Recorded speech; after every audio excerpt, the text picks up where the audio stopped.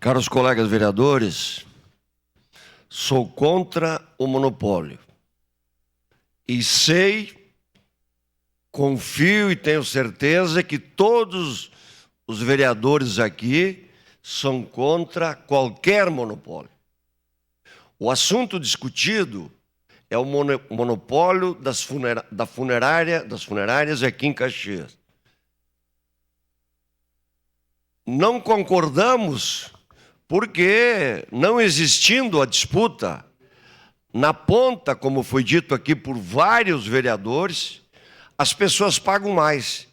É importante que haja a opção de eu buscar um atendimento aqui, ali ou acolá. E é isso que nós estamos debruçados. Quero parabenizar a todos os vereadores por fiscalizar, por buscar alternativas.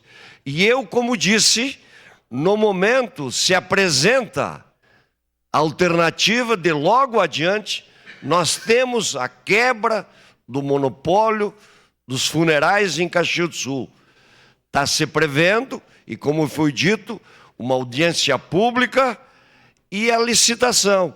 E espero que tenham várias empresas credenciadas disputando e que consigam prestar esse serviço tão relevante para a nossa sociedade, que o objetivo é um melhor atendimento com menos custo para todos os cidadãos. Então, esse tema é importante e tem, com certeza, a minha preocupação e o meu apoio para que tenha um denominador comum.